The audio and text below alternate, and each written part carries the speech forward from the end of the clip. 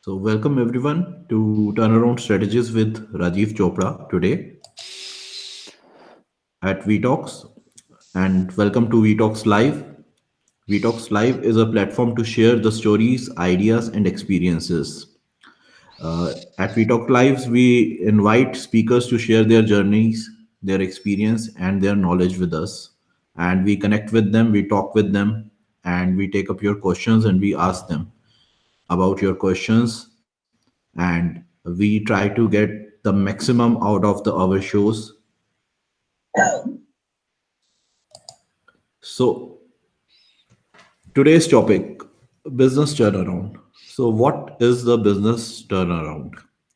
A business turnaround is the reversal of falling results, which are sales and profits, that through fundamental change. So basically जैसे कि आज की situation चल रही है, कोविड आया and everything was just falling down, and businesses have to take up new steps, and there are new ideas that everyone has to incorporate in their business to reverse their falling sales and falling graphs. And for this business turnaround, and having knowledge of various strategies is very important.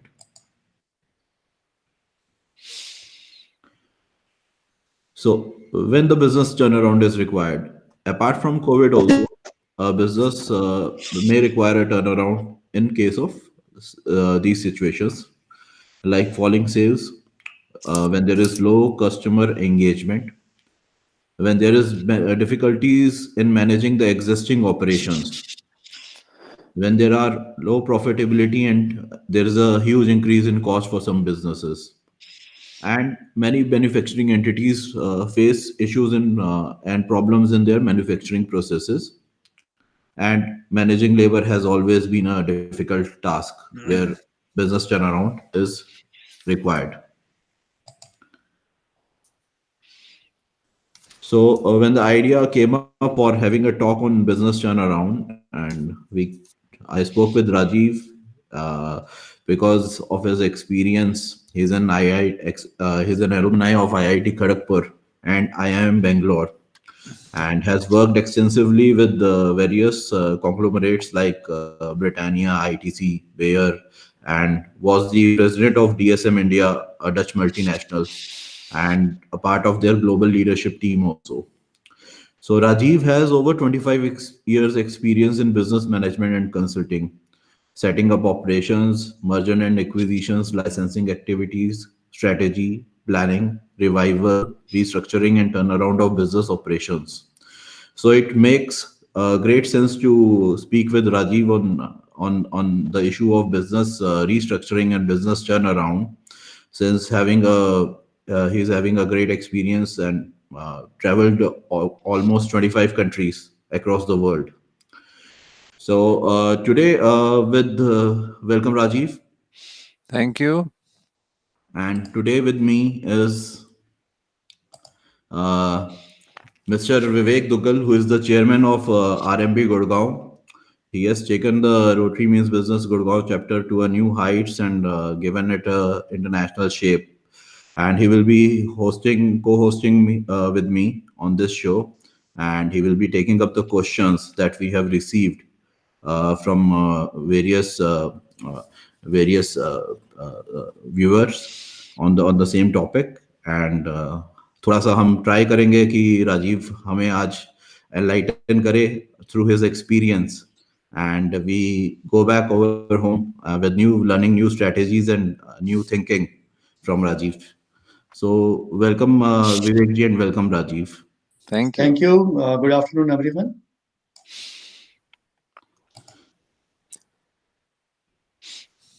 Vivek ji, you can take the questions now. Okay. Uh, Hi, Rajiv. Hi. My first question to you is many times falling sales is due to a change in customer preferences. How do you suggest that a company change the falling sales graph? Okay, now there are different reasons as to why you can be losing sales. And the first thing that you need to acknowledge is that When sales falls, it is sometimes due to the sales team and sometimes not. Very often, and this has been my experience, people have said, वो sales वाले वो काम नहीं कर रहे हैं, वो मतलब जाते हैं और मतलब होटल में बैठ जाते हैं. This happens sometimes, but not always the case. So let's give a few general reasons, and I will try to give an answer that cuts across both business to consumer and business to business. Okay, so sometimes you have a different approach in both. The first is that you might actually have the wrong sales team. That's the first thing that you need to keep in mind. Um, it is important to be able to select your team properly. If you don't have the proper sales team, you have an issue. Now, I can give you a personal example from the time that I was in China. We had a problem with the sales team, and we had to change many people. When we did the first phase of turnaround, the target that we had was just to about maintain sales. So many of the salespeople were very happy. Things changed after about 4 years, and we were ready to move into a situation where we could grow the sales team, where we could grow the sales, our sales fast. Many of these people were uncomfortable. They suddenly would come to me and say, "Boss, काम करना है, ये target है, इतना target है, कर पाएंगे, नहीं कर पाएंगे." And in such a situation, you have to actually get these people out. So where you have the wrong salespeople, get the salespeople out, because these people who are incorrect often create a very bad mood or sense of motivation in the rest of the sales team. If you tolerate low performers, if you tolerate people who have a bad attitude, you will ruin your sales team. The second is your sales strategy effective or not? That is the next thing. Do you measure the sales strategy, your sales promotion, your tactics? If you're not being able to measure the effectiveness of these programs, then you have an issue. Again, I will give you an example. I won't give the company name because that will be unfair. But what the my bosses decided was that we would hire window displays in shops, and we would hire these windows for the year with a fixed contract. After we hired these windows, we had the display, very nice, but we had no more sales budget or sales budget at the sales level, at the field level, to do anything else. What we discovered was that the retailers were very happy. They'd say, हाँ ठीक है, तुम लोग से तो पैसा मिल गया, contract तो हो गया पूरा साल का. Now the competitor would come in, give a scheme, do something else, and they would take away our sales. And we could not do anything for 1 year. So the entire 1 year, we kept losing sales. Head office would keep saying, तुम लोग क्या कर रहे हो? काम नहीं कर रहे हो? Now, how do you react? You have blocked your money, right? You have no more, as they say, degree of freedom. You cannot respond, react to the competition. And in that sort of a situation, your whole strategy was incorrect. So sometimes it is the sales strategy which is incorrect. So keep this in mind. These are the first two at a sales level. Sometimes your sales strategy is good, but you're not measuring the results. You could be putting in money into customers, and this customer could be at the retail, or maybe, and if you're doing a B2B business at the industrial level, you could be putting money into a customer who is not giving you good return. Are you measuring the profitability of your customer or your set of customers? You have to measure that. If it's not happening, you're putting money after the wrong people and your sales will drop. The second is, you spoke about customer preference. If sales are dropping because of a change in customer preference, then you are already a bit late in the game. Keep this in mind. The customers have changed. You are continuing moving with a set of product offerings or a set of promotional activities. Customers have changed, but you are going along the same path. Customers want to go left, but you want the customers to go right. Now, what happens? You've gone right, the customers have gone left. Suddenly, you have to change that direction. If you realize it very quickly, you can change direction very quickly, and then you can either change your product offering in the sense that whether you upgrade the features to make it more attractive to the customer, or you can look at alternative markets. So if you're, let's say, in the consumer field, you could look at markets like if you've been selling largely in cities, you could look at expanding into the rural markets. So you have to look at how you can respond with this particular offering, because you cannot always change the product that you have, because um, you have made your manufacturing strategy around a particular set of products. You cannot always change very quickly. Keep that in mind. So in that case, do you look at different markets? Do you look at a low price market? Do you look at a rural market? Can you change the packaging? Can you change your advertising strategy? So you have to move very quickly, because once the customer has gone, it is very difficult to get the customer back. The other alternative that you have is what is known as product development. Can you very quickly develop new products for the same set of customers which are better than what they are, which can address their preferences? So let's talk with the first thing. Customer preferences have changed. Can you reposition your product so that people can find different ways of using it? Can you repackage it? Can you develop a new product, or can you find new markets? So it depends very much on the situation, but you have to be able to understand that once the customer has changed, you are already a bit late. So Rajiv, कई बारी ऐसा होता है कि businesses are not able to retain the customers due to they are not able to engage the customers properly, Hmm. and उस वजह से भी sales are going down. So what options or retaining and growing the customers are there with the companies, and how, from your practical experiences, what have been successful and what have not been successful?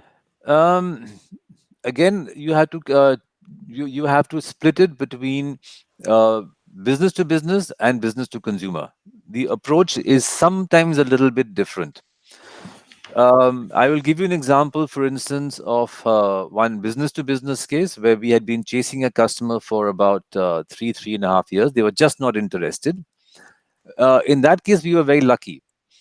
So after about 3.5 years, they gave us an appointment, and they gave us an appointment with the managing director. The salesperson went in and he kept talking about our offerings, about our products. See, keep now here. This is a point which I want to think. Very often we say, when you go in to a customer, and this I'm talking about business to business. So whether you're in the building trade or whether you're supplying to, let's say, another company, you go and say, "ये हमारा phone है." We हमारे we have the OLED display, we have so much RAM, we have so much RAM, we have this much memory, we have uh, made in China. Do you ask the customer in a meeting कि भैया आप क्या चाहते हो? Right. What is your problem? How can I address your problem?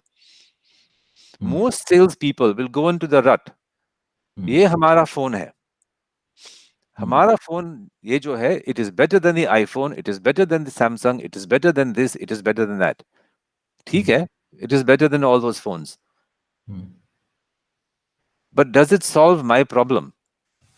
Do you ask your customer, what is your problem? How am I able to address your problem?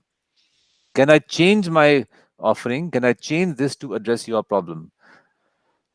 In a business to business case, very often we don't even ask what the customer's preferences are. Most salespeople, most marketing people are used to telling the story of the product that the company is selling. So you don't even know what the customer's preference is. You don't even know what the customer's problem is. You leave the meeting and you say, "How was the presentation?" And you say, "Badhiya. Presentation was very good. मैंने सारे product offering मैंने इनको समझा दिया." Right? बाद में, when you go back to the customer and say, "साहब जी कुछ sales?" And he says, "नहीं मैं सोचता हूँ." And then after 2 3 calls, 4 calls, 5 calls, emails, you say, "नहीं इससे तो हो नहीं रहा है." You have not asked the customer, what is your preference? What is your problem? You might have the best uh, possible product, but does it solve my problem? This also apply um, to some extent also in the consumer field. Uh, I will go back again to my experience in this particular case. We were selling a product with one packaging. We were very arrogant and we said, "This is our packaging. This is what the customer will get." The customers had changed their preferences to a new form of packaging, which were being made by the local manufacturers. We started to lose sales, and it took the company almost 2.5 years to realize that we were losing sales because the customers did not want our packaging. They wanted a new packaging because they felt that the new packaging, A, looked better, and B, kept the product inside fresher for a long time. So very often you are so caught up in your own product that you forget what the customer wants, and then you lose the whole story of customer preferences. You have to listen to the customer. So we have a question from the viewer. Can we say Nokia as an example of bad business strategies as they were building feature phones while other brands were making smartphones?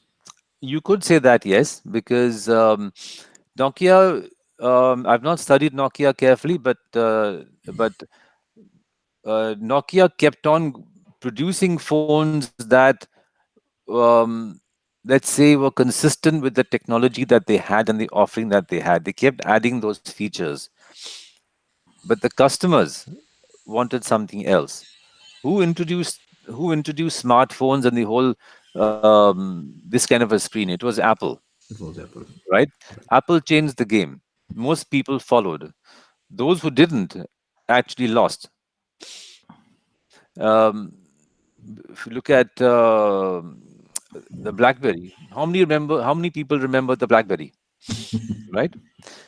Now, I'm not from this field, but what I have read in many reviews is that from a technical or technology perspective, BlackBerry was better and more secure than Apple. Hmm, right. Yet BlackBerry died, and Apple did not. So it's not only about having the best product on the market. It's actually being able to keep in mind what the customer wants. And Of sometimes course. you can change the offering. Keep again. I want you to keep this in mind. Apple, there was no let's say touch screen before Steve Jobs decided to give people the touch screen.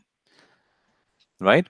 The famous Walkman story. There was no Walkman before Sony decided to make the Walkman. Right? And how did the Walkman disappear? To some extent, it was the iPod, because with the Walkman, you had to have a whole bunch of cassettes with you. With the iPod, you could carry your entire music library with you, right? So sometimes you can change the customers' his preferences and tap into something which they don't realize that they know. But for that, you need to be very smart. Yeah, good enough. So, Rajiv, the next question is, what are the possible strategies to look for new collaborators, new For new, partners, new areas for growth? yeah. One is to join RMB, Gurgaon. That's always. Okay, areas for growth and partners. These are two separate questions. Okay, so I will have to arrange. I will have to address them both separately. Areas for growth. um, typically you look at your growth strategy in two broad perspectives, right? And I have to use the slight jargon in this. One is what is known as organic growth, and the second one is known as inorganic growth. Organic growth typically is the increasing the sales of your existing products, very simply, right? You can do that by, let's say, increasing the number of customers. That's one. That's a very simple way. So if you um, let's assume that you are selling um, I don't know, shaving blades, and you have introduced these new shaving blades in Delhi. You're a small company, right? So more shopkeepers. You sell to more and more shopkeepers. That's the first thing that you do, right? Second is you get the shopkeepers to buy more. That's the second. Once you have, let's say, um, sold to all the possible retailers in Delhi, now how do you grow? Now you might look at going to Sonipat, you might look at going to Panipat. So you look at different markets in terms of geographical expansion. You look at occasions for use, right? Let's take the case of a Mari biscuit. Typically, if you say that a Mari biscuit is something that you have only with your tea, then you're going to have it subah ki chai, sham ki chai. But now you tell people कि Mari biscuits are more healthy than glucose biscuits because you want to you don't want to kind of end up with diabetes or whatever. Please have it more often. So you convince your customers to have it more often. That is a marketing strategy. Okay. So again, depends very much on how you want to how you want to position it. Um, if you're looking at the chemicals business, you're going to have to look at different uses. Again, very different for that particular market, but the broad approaches are the same. You will have slightly different offerings to expand the ways that you can use it, and you will have more customers. You'll get the customers right now. The other is inorganic, which is that you buy a company. Hmm. So Right. I bought a company in China, a local company in China. What did I do? I looked at the existing segments in which I was operating. So now that I've said China, you will know which company I'm talking about. So I will let you know. We were present. We were selling to in let's say gastrointestinal for the stomach. We were selling for products for women, and we were selling a few vitamins, and we were selling just one vitamin, and we were selling one more product.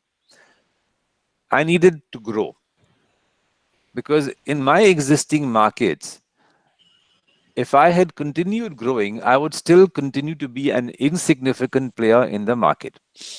We were ranked and I had a target to go from number 20, 25 in the market to go into the into the top five. The only way I could go into the top five was by buying a company. So we looked at the markets which were high volume, and we identified the company that we wanted to buy, the range of companies that we wanted to buy, and we actually went and bought a company. So we looked at the gap in our portfolio, we matched it to the growth in the Chinese market, bought the company. We did not reach number five, but we reached number seven. So went from number 25 or thereabout in 2005 to number seven in 2008, which was not bad, I thought. And that was the target. So you can buy a company. Um, Now you've talked about partners. Second question, you spoke about partners. Right. When it comes to partners, let me assume I am going to partner with Abhishek, and let me assume I'm going to partner with Vivek, Hmm. just for the sake of argument, Hmm. right? Right. आप दोनों मेरे से पूछेंगे, you might not ask me directly, but the question will be there in your mind कि राजीव आप तो आए हो Hmm. पार्टनरशिप के लिए, Hmm.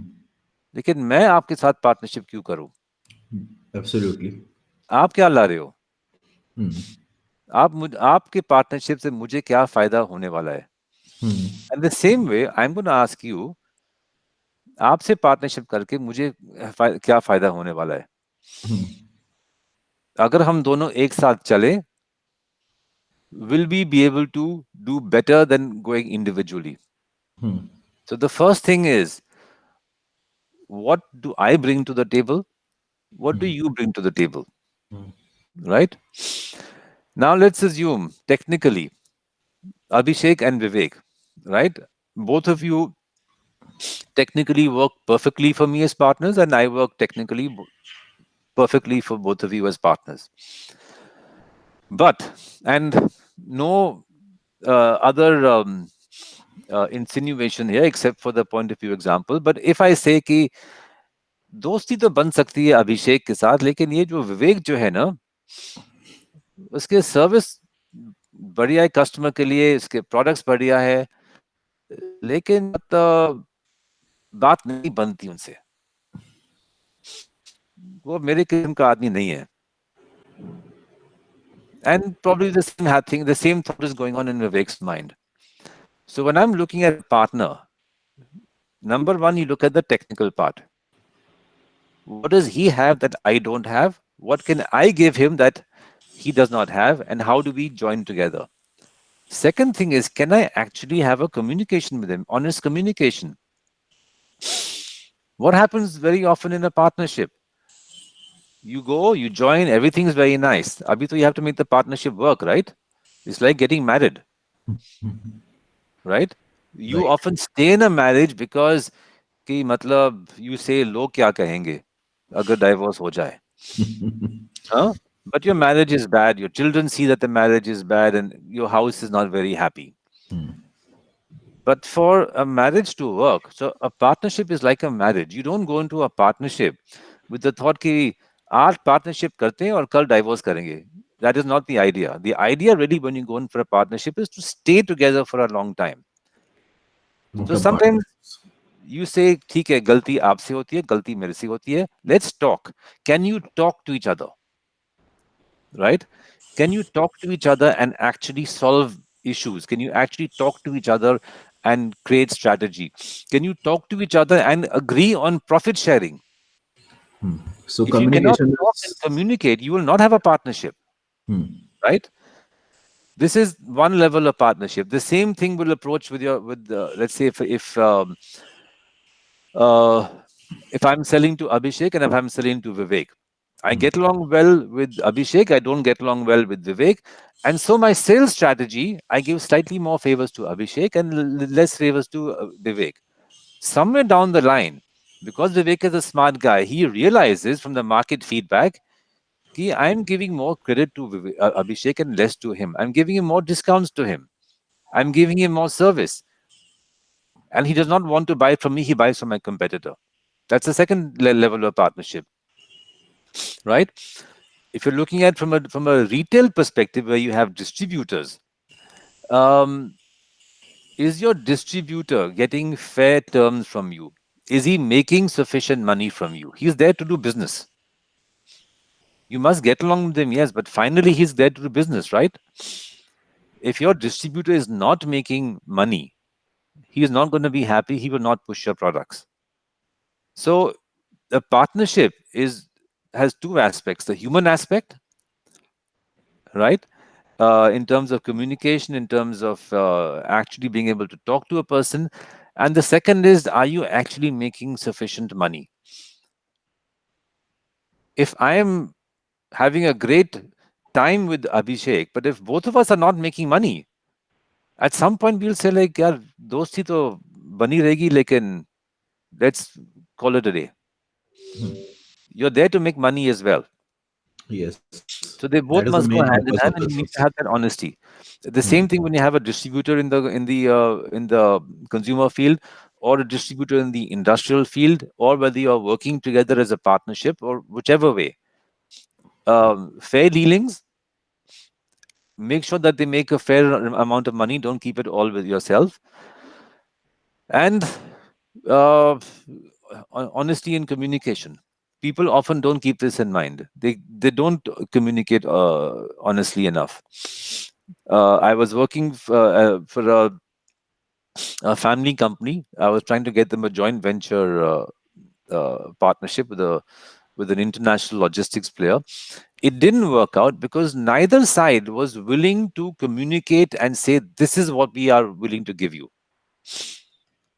Neither. And finally, it didn't work. Okay. So, So you have to get along, and first thing is that you should be on the talking terms. Perhaps that could be a reason why two fierce competitors, when they merge, they find it difficult to get along after the merger. mergers again is a challenging area. You're talking about acquisition and mergers. Yeah, yeah. I've been involved in, I don't know, three or four such cases. I have been sold, and I have been on the side where we have acquired. Okay. All right. A lot of people believe that the difficult part is actually making the sale. And you say like, ठीक है, company मतलब हमने ले लिया है, now the job is done. Actually, no, that's the easy part. The difficult part starts after you have merged.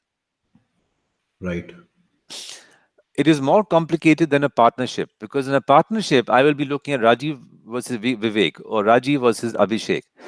It is more complicated if it is Abhishek, Vivek, and Rajiv, three of us now deciding to merge. Right? The number of players has increased. The number of expectations, people with expectations has increased. When you are bringing in two companies together, you have number one, culture.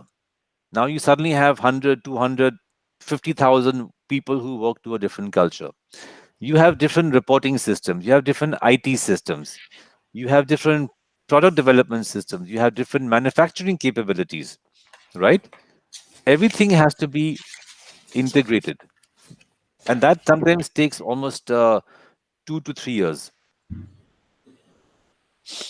It is a very difficult job to integrate two companies in a merger. Okay. So Vivekji, next And question, please. yeah, Rajiv, many times businesses face a difficult time divesting existing operations. Yeah, So we are now in an opposite situation than a merger. Now it is divesting the existing operations. yeah. I've been in a situation where I had to divest. I have been divested. So let me talk about the time when I was divested. I can tell you it was very emotional. It was so emotional. We say like, हमने क्या गलती किया है? मतलब हमें क्यों बेच रहे? As a employee who's being divested, that's your first thing, and then your next thing is हमारा क्या होगा? Because you don't know if the company that is buying you is going to keep you or not. But let's Right. see, you're now divesting a business, and this business, let's not go to the big multinational level sort of thing. Let's go to a small company. You have to divest a product line.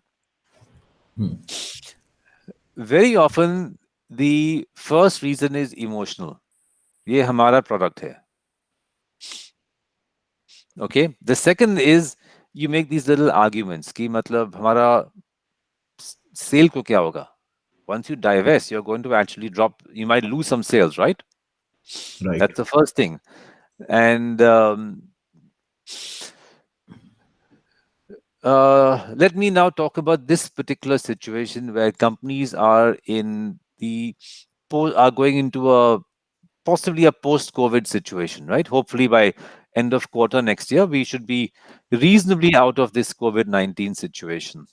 Yes. Um, in the last 1 year, many companies have lost money, right? Leave some of the huge ones; those guys have made money, but the bulk of the small, medium-sized companies, entrepreneurs have lost money. You would agree?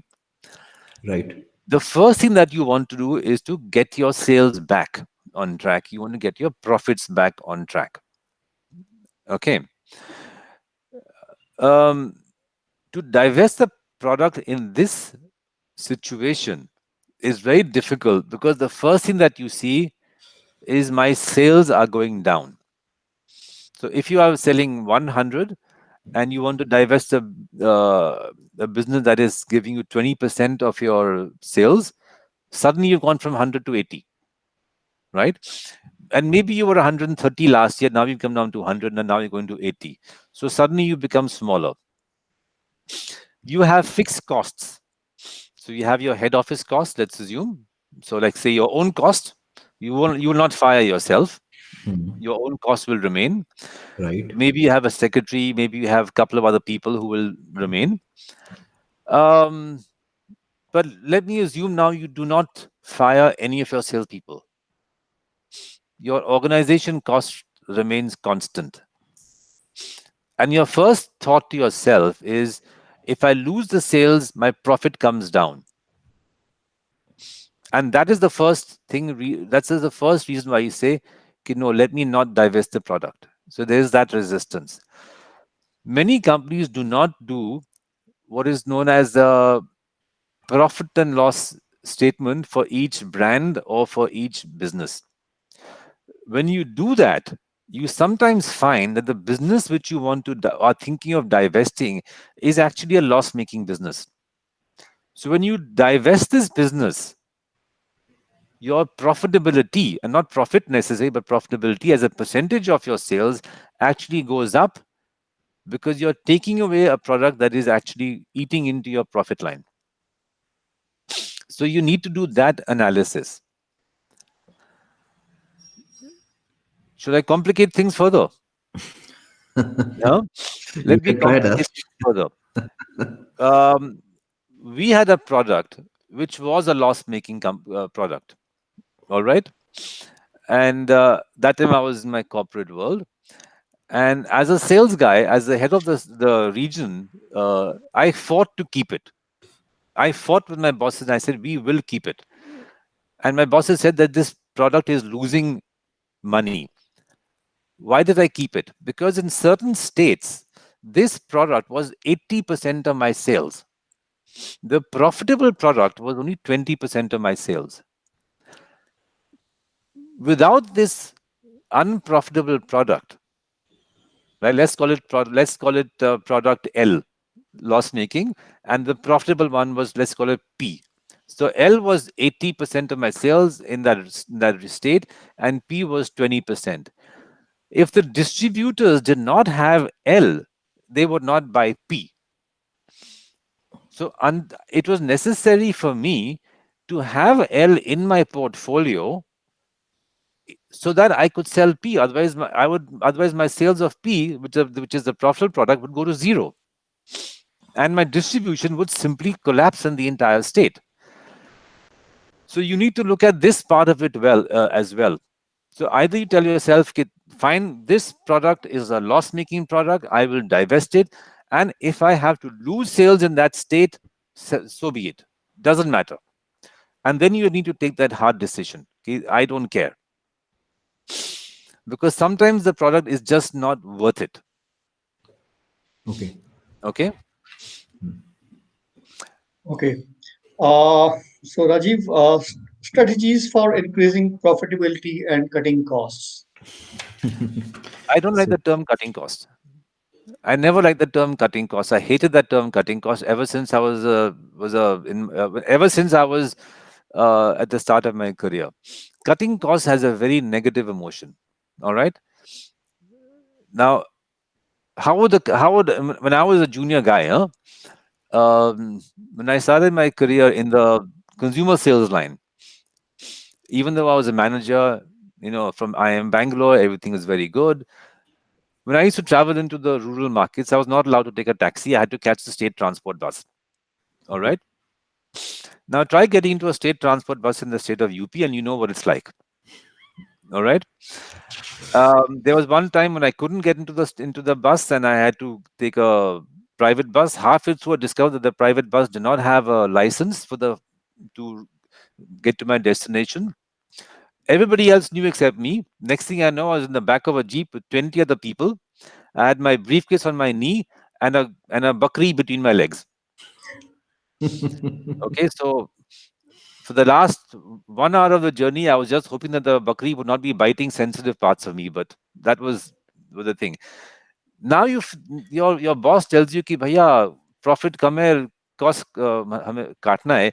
Your first reaction was, यार मैं state transport बस से जा रहा हूँ और इससे कम मतलब इससे मतलब what will I do? My hotel cost me 50 rupees. मतलब क्या करोगे? मुझे 25 रुपए का होटल में डाल दोगे? See, that's your first feeling, right? You're staying in a hotel which costs you $50, and now your boss says, "Ki nahi, bhaiya, we have to cut costs. You please stay in a hotel which costs 25 rupees." Lekin me as a boss, and you see it, is doing my partying. So cost cutting, I hate that term. I would suggest that you use the term cost management. Okay. All right, which is a That is a much valid better point. term to use, because when you look at cost management, you are looking at all the operations in your business. You're looking at the cost of goods sold, which means you're looking at your manufacturing operations. Is there waste there? Can you source products from a cheaper place? And sometimes you find that just by shifting your sourcing, you can get huge amounts of additional profits. I've done it. Okay.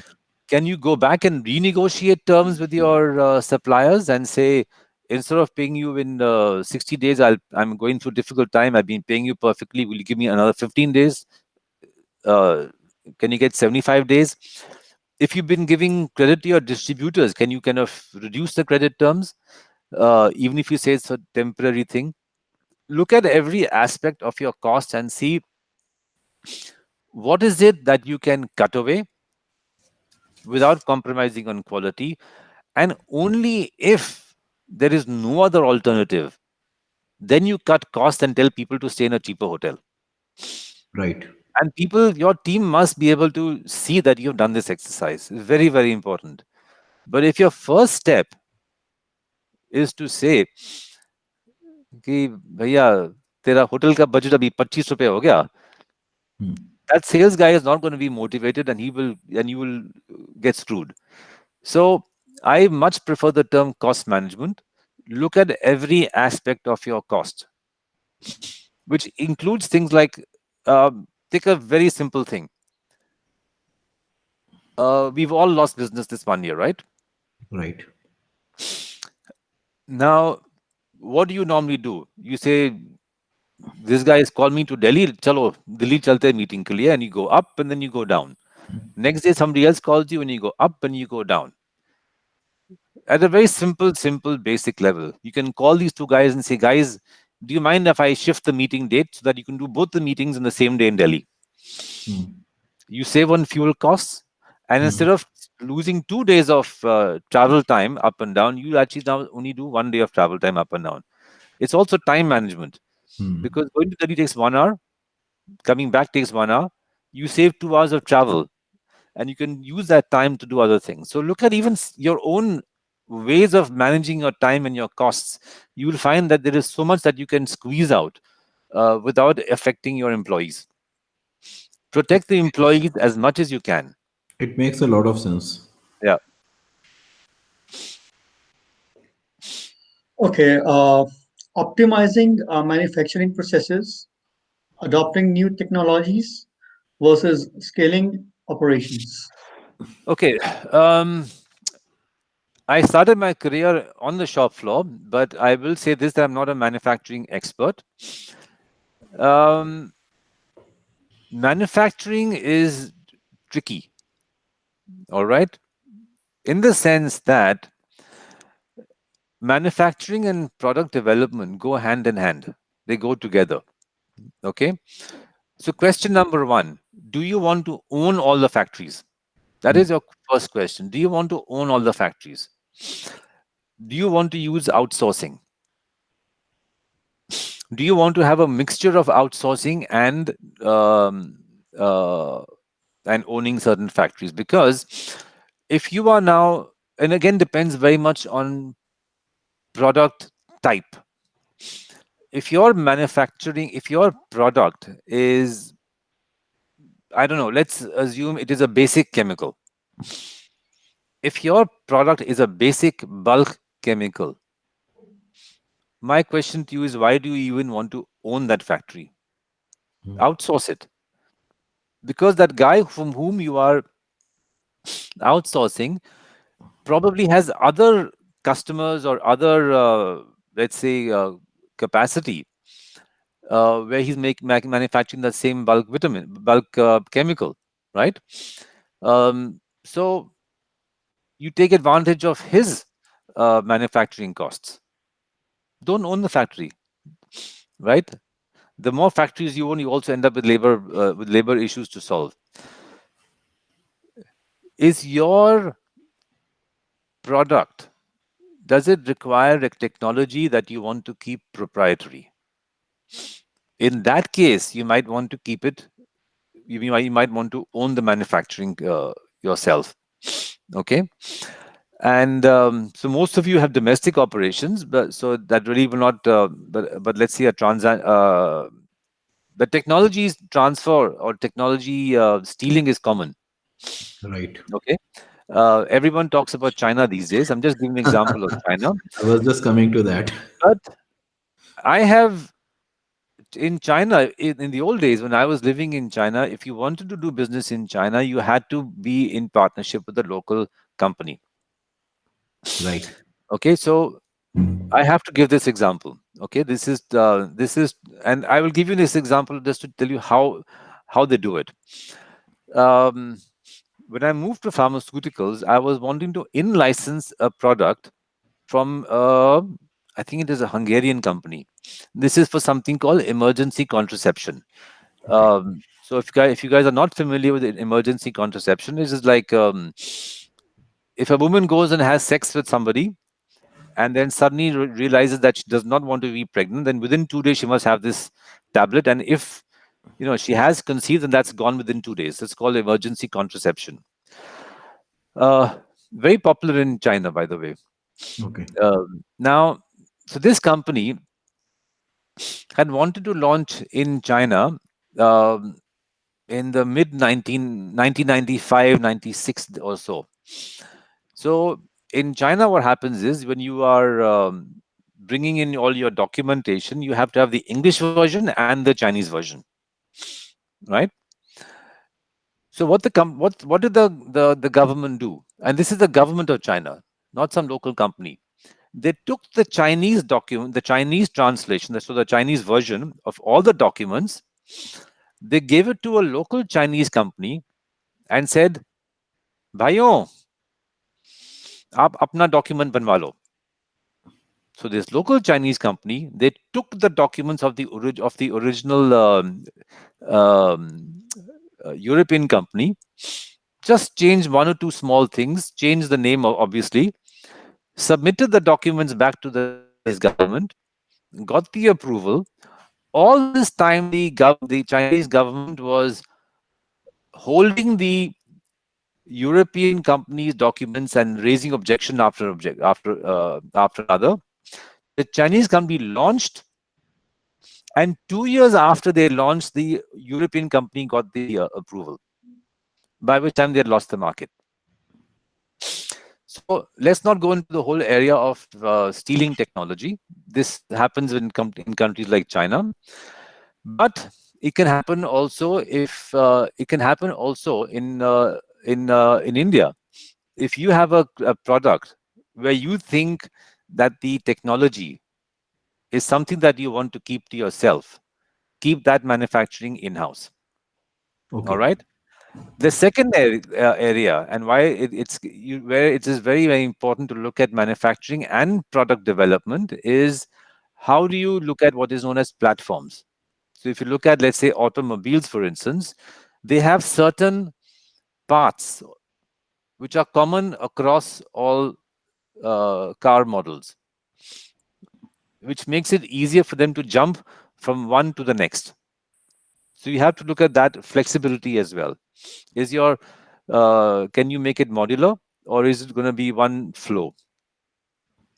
So keep that in mind. Okay. It is a tricky subject. Absolutely. So there is a huge whenever a business faces these kind of issues, it is always difficult to manage the creditors and lenders. So, in these situations, how do you suggest what should be adopted to manage, what strategies should be adopted to manage the creditors and lenders properly? Okay. A difficult situation can happen anytime. It just so happens that right now we are all in the same situation, right? Right, Typically, what happens is your situation is difficult, but your customers or your supply situation is not so difficult. That's the normal state of being, right? right, And if you have a good relationship with your customer, or if you have a good relationship with your supplier, or if your business is vital to them, they will normally extend, let's say, they will amend the terms to suit you for that particular period of time. So, for instance, let's say creditor, two situations. If you have always been paying your creditor on time, always, right? And you have a good relationship with him, even if your business is small, you can, at a personal level, go and say, "Guy, help me out." Right? right, That is what you have to do even now, even though his situation might is probably not very good either, because in today's situation we are all screwed. So there it is a question of how you can negotiate. And when I go back to the whole discussion of partnership which we had earlier, if your relationship with him has not been good in the past, either in terms of payments or in terms of behavior, or that you have always been breaking promises, the chances are that he's not going to help you, right? If your business is very important to him, so let's assume there's a supplier who's selling you, I don't know, let's assume in the building case, if he's supplying you bricks, for instance, right? And if you are his biggest customer, he knows that he will be in trouble if he doesn't help you out. So in that case, of course, your relative importance vis-a-vis his other customers helps you negotiate. But if your business is small, then it is very much of how you approach the customer. I mean, customer as in a debtor, your supplier. I'm just using the word customer generically. It depends on how you approach him. Do you approach him and say, "I'm in trouble right now. I know you're in trouble, but if we can work out a solution which will help us both." So you have to give a little bit as well. So if you have been buying from him, and you want additional facilities, maybe you give him more business as a compensation. So you have to look at what is the give and take, and what you can get. So you first see what you can get as much as possible, and then see what you are prepared to give in return. There's always a give and take, and that's something which you have to be able to look at. But remember, you need to have a good record with him in terms of payments, in terms of business relations. okay. Otherwise, you start with a negative platform. Okay, Rajiv, how to deal with labor issues? Discussion on common labor issues, the choice of firing employees versus realigning with existing ones. Okay, I'm not an expert on labor. Okay, labor, as typically labor refers to people who are in the factory. Okay, typically, again, and it depends on how big or how small your business is and whether you are unionized or not. If you are unionized, you need to have an industrial relation expert, either as a consultant or someone who you've employed.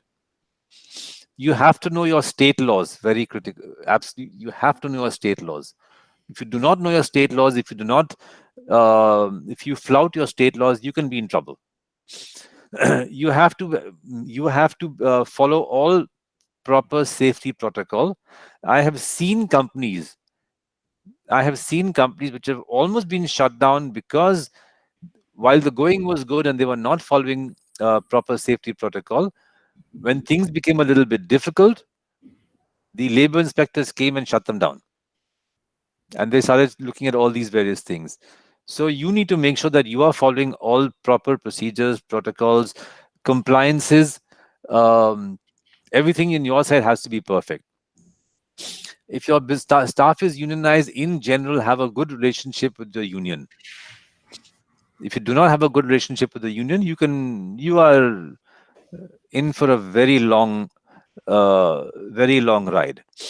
And I know this because I have faced violent reactions from labor unions.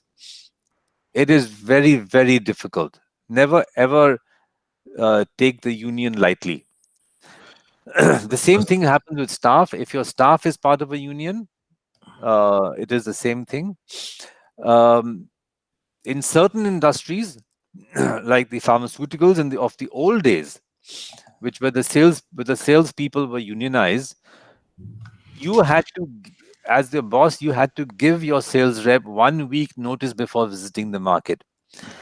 If you made a surprise visit, your sales rep could send you back, and you could not even think about it.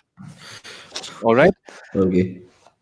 First, again, firing. Now let's take away all of that. Firing, and I have fired many people. All right. I have fired many, many people in my life. I have been in a situation where I have fired 50% of the sales team. Okay. But that was an extreme situation. Hmm.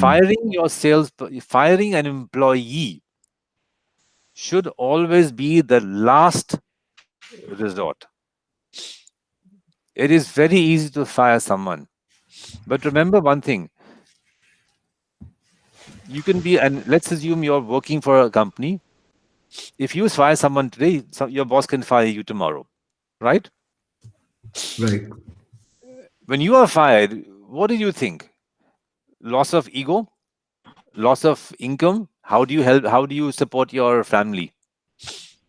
Right? Hmm. Exactly the same questions which go on to the person that you are firing. So first of all, try to motivate the person. Try to Hmm. realign. Find out what the issues are. Hmm. Right?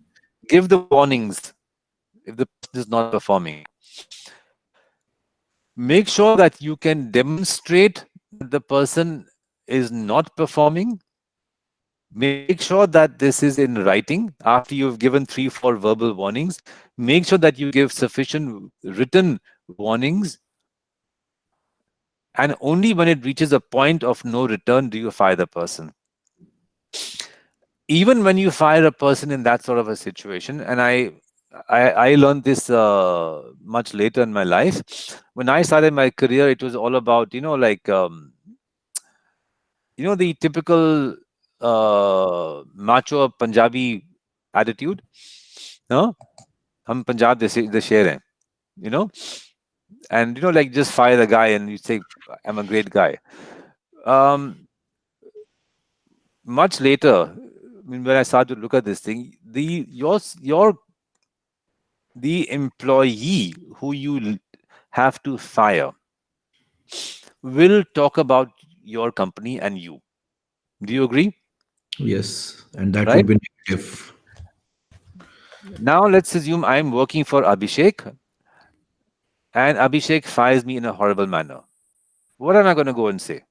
Okay, my language can be colorful, my language cannot be colorful, but I'm going to say, hey, Abhishek to bekar aadmi hai. And I'll tell the whole world, Abhishek to bekar aadmi hai. Company बेकार है, ये system है, वो system है. So I am creating a negative publicity for Abhishek and his company. Right. Your Let's assume I've been fired by Vivek, and Vivek has been a gem of a guy, and he has fired me in a manner that has given me the dignity. You know, I will tell the market कि हाँ विवेक ने तो मुझे मतलब निकाल दिया, लेकिन जिस तरीके से निकाल दिया मैं अप्रिशिएट करता हूँ. He gave me this, he gave me that, he gave me the XYZ कि ये कंपनी बढ़िया है, और मतलब अगर निकालने भी है तो तौर तरीके से निकालते हैं, मतलब you know. So even though I'm fired, I am a positive, let's say, I'm giving him positive PR. Most people who are firing an employee forget that this person leaves the company and either talks well about you or he talks badly about you. Right. Right. So, first Moreover, lesson yeah, always, yeah. try to motivate the person, train the person. If you find things are going wrong, give the warnings verbal, give the warnings written. When you file them, do it with dignity. More often, such firings may also result in legal issues. And They apart can lead in legal issues as well. and apart from these legal issues, whenever you are going down, there are other many other legal issues that may crop up, like your suppliers may file a suit on you, or there could be other issues, your competitors, your there could be n number of legal issues. And sometimes it is like going for settlements, or you can be aggressive. So you must have faced many such situations in your professional career as well. So can you tell us on that aspect also? Um, I will not tell you of a situation that I have faced, but I will tell you of a situation that I know about because I was a speaker at a conference Okay. once many years back, and then a sales guy from came up and spoke to me, and somehow we got talking about the whole issues of people being let go and everything like that, you know. And his bosses had wanted to let him go, claiming that he had done something unethical. So ethic, I'm talking about ethics specifically. And he said that they, and he told me very bluntly, he said, "हाँ मैंने थोड़ा पैसा लिया." He was very blunt about it. So I said, "तो फिर क्या हुआ?" He said, "लेकिन they could not fire me." And I said, "What?" He says, "Yes." He said, "Because those bosses had also made money and I had proof of it." I will not give you the details. He says, "मेरे पास सबूत है, मैंने उनके लिए मतलब चोरी करी है." So he said, "When my boss came to fire me and he said कि भैया तुमने तो पैसा ले लिया, तू निकल जा." So I said, "What did you do?" He said, "मैंने बोल दिया बॉस को कि," he said, "बॉस मैं तो जाऊंगा, लेकिन मैं जाऊंगा प्रेस के पास और मैं सबूत लेकर जाऊंगा उनके पास, मैं बोल दूंगा कि देखो उन्होंने मुझे निकाल दिया, लेकिन ये कंपनी के बंदे लोग जो है ऐसे ऐसे काम करते हैं और ये है मेरा सबूत." So I said, "फिर क्या हो गया?" इसे क्या हो गया, मैं काम कर रहा हूँ कंपनी में, मुझे कोई छू नहीं सकता है। I said, "Well, thank you, nice knowing you very much." So, and he was proud of it, by the way. He was very proud that he was in that company and nobody could touch him. And this is not a made up story. This is a genuine story. I'm not telling you the company where he's working or his name.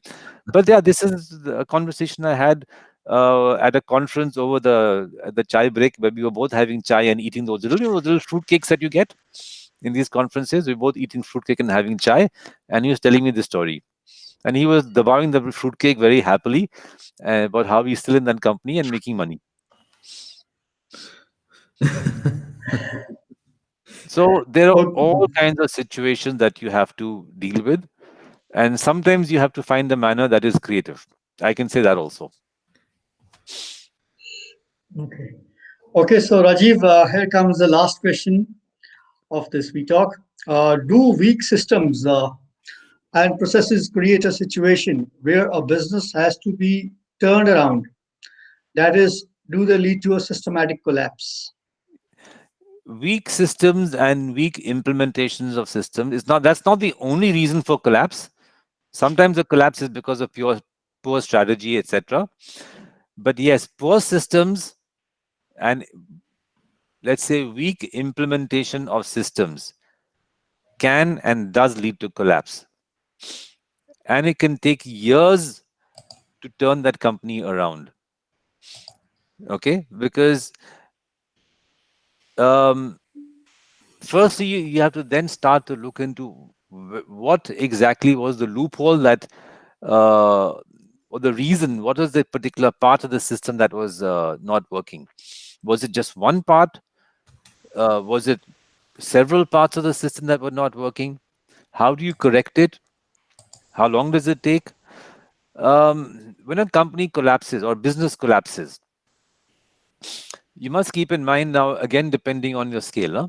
If you're an entrepreneur, you are the one who suffers. You feel the loss straight away. But if your company has now started to grow, you move from entrepreneur level to, let's say, small level. And let me assume that you have 2 or 3 subunits.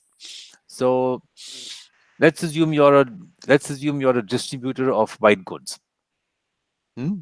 So not a big company, but you have one part which distributes, let's say, refrigerators, one part that distributes televisions, one part that distributes, let's say, air conditioners Washing machines. Yeah. and washing machines, right? So they have separate parts depending on, because the servicing is different and everything is different.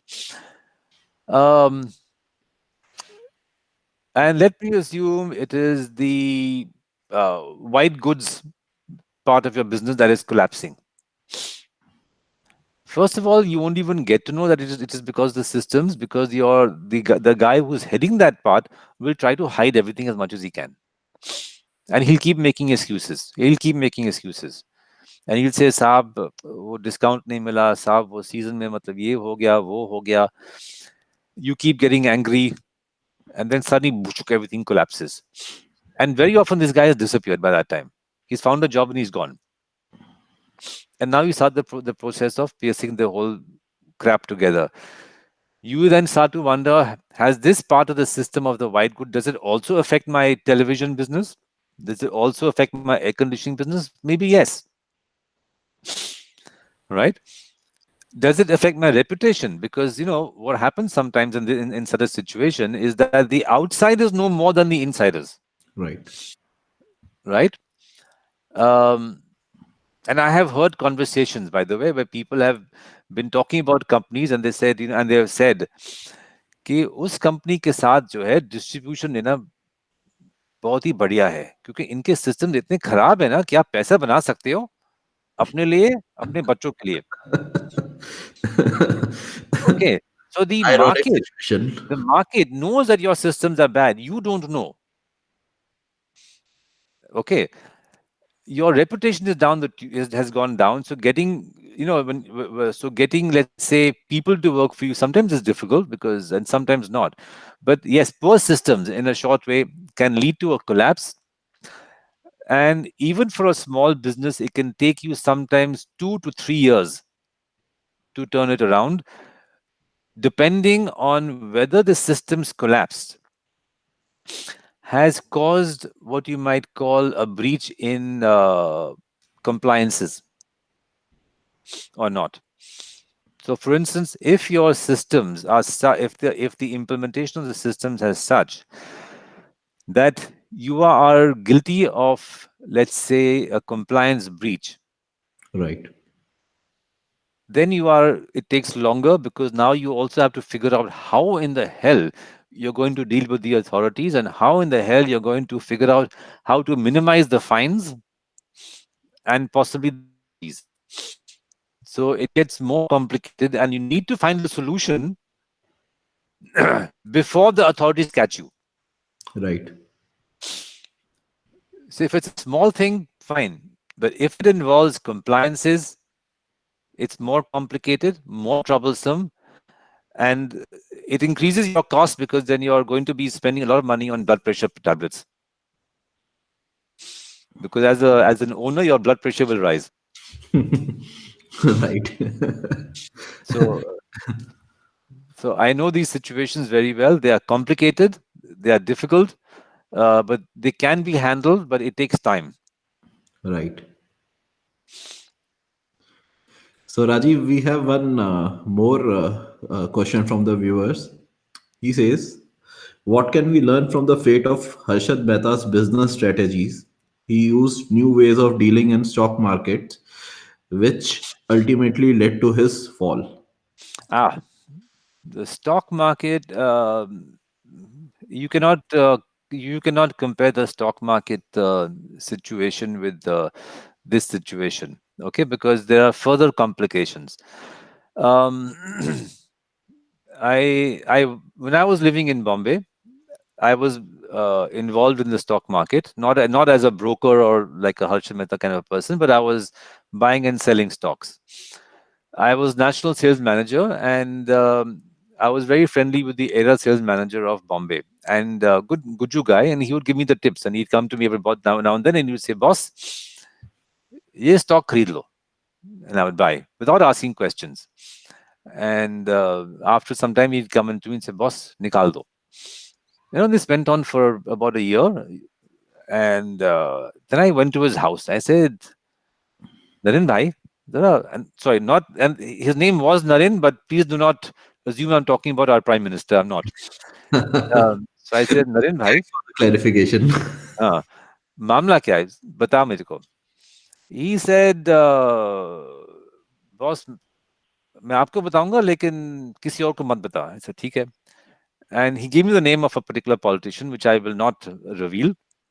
He says, मेरा जो broker जो है, वो इस बंदे का पैसा से खेलता है, और वो जो जो नेता जो है, वो बताता है कि मतलब अजीत भाई जो भी है, जैसे अजीत भाई, ये स्टॉक खरीद लो।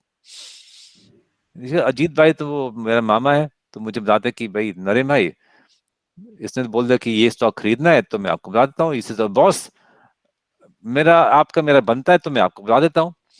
इसे 2 महीने बाद जो है, वो नेता जो है आता है मेरे मामू को और बोलता है, अमित भाई निकाल दो। वो मुझे बताते हैं, मैं आपको बता देता हूँ। Now, stock market, therefore, is complicated because you are, and especially in Bombay of those days, which was the major market, there was no NSE, there was a BSE. You're dealing with political money. All right. Harshad Mehta. I was living in Bombay when Harshad Mehta was rising, and I was living in Bombay when the man was collapsed and died. Harshad Mehta was So he was a opportunistic. friend of yours? Sorry, no, he's not a friend of mine. But we all wondered, like, bloody hell, how did this guy do all this stuff? Harshad Mehta, I think, became too big for his boots, too flashy, because all the other people who are making money were doing it in a very nice, low key manner. Nobody was showing off too much, right? They were all making money, and these guys were big. All these guys were making big money. Harshad Mehta was the only guy who suddenly moved to a fancy new apartment. Harshad Mehta bought a Lexus, right? And nobody else bought a Lexus, and Harshad Mehta became arrogant. All these guys remained very humble. So if I look at Harshad Mehta's strategy, it was probably in how he dealt in his own image and how he probably dealt in his behavior to the people whose money he was handling. So if you call that a business strategy, which to some extent it is, I would say that is where he went wrong. Okay. You need to know apna औकात क्या है. You must never forget that, and especially in this business of being in the stocks. Right. So every market has different rules, and you need to understand those rules. Business fundamentals will remain constant, but the specific rules of every market are different. And if you assume you can do copy paste, this is not Excel. This is not Microsoft Excel or Microsoft Word where you can do copy paste. You can do copy adapt. But if you do Right. not know how to adapt, you're in trouble. Absolutely correct. Adapt, innovate. Get your hands dirty, like they say. So that is pretty much how it tends to work. One thing So, which I learned, and I will leave this also with you. There's an old, let's say, thing which people used to tell me, right? And it was first seek to understand, then seek to be understood. right. So if you are working for a company or if you are running one business and you join another business, first thing that you do is you say, boss, मुझे सिखा दो आपका धंधा कैसे चलता है, ये market कैसे चलता है. If you walk in and say, मैंने तो बड़े मतलब एयर कंडीशनर्स मैंने बेचे हैं, ये रेफ्रिजरेटर में तो आराम से मैं बेच पाऊंगा. Not necessary. Different, even though they are similar, the rules may be slightly different. Figure out, why do people buy a refrigerator? How does it work from the point of view of the dealer's margins and the selling and the buying seasons? Don't forget, television is one thing. You want a big TV, small TV, relatively simple. Maybe the man is the one, maybe the man of the house is the one who decides the television purchase, right? Very often. Maybe husband and wife do it jointly because they both watch TV, and finally the wife tells the husband कि मतलब तू बेवकूफ है, तुम तो मतलब office में होते हो, मैं टीवी देखती हूँ दिन को. So it has to be something which she can operate and you both discuss. When it comes to a refrigerator, who is the primary user of a refrigerator in the house? Is it you, Abhishek? Is it you, Vivek? Is it your wives? Wives. Right? Next question. It's not just the wife, it's the maid. And your wife will say, मुझे ऐसा refrigerator चाहिए जो by मतलब जो है वो मतलब इस्तेमाल कर पाएगी, and who does not spoil the refrigerator. So she Right. looks at all these aspects. So even though you're selling a home gadget like a television and a refrigerator to the same household, to the same husband and wife, the rules are different. You cannot do copy paste. So you must understand, you can adapt, but copy paste does not always work. So first seek to understand, then seek to be understood. I guess the best part of this talk was the end one, where you gave your mantra of understanding and adapting to the situations. And Yeah, perhaps that is the most important thing to do when the businesses see falling sales graphs and increase cost. So you have to adapt to the situations, and then only and understand them, and then only you can work it out in your favor, true. which is the most important thing. So this was a great show today. We learned a Thanks. lot, Rajiv, and thank you, Vivek ji, for joining today. And Thank you. thanks you all the viewers for their for watching the live show. It will be available on the same links on the YouTube and Facebook also. And thanks to all the viewers who have asked the questions today and made this discussion more interesting. Thank you Thanks. all. Thank you for Thanks, joining. Abhishek, for Thank, having me on. thank you. Most. Thanks, And Vivek. Thank. everyone, Pleasure. do subscribe to the VTalks channels. We are on Facebook, we are on Twitter, we are on Instagram, and we are on YouTube. Please subscribe to the channels and keep watching. Thank you so much. Thank you. Thanks a Thank you, lot. Rajiv. Thank you, Abhishek. Thanks.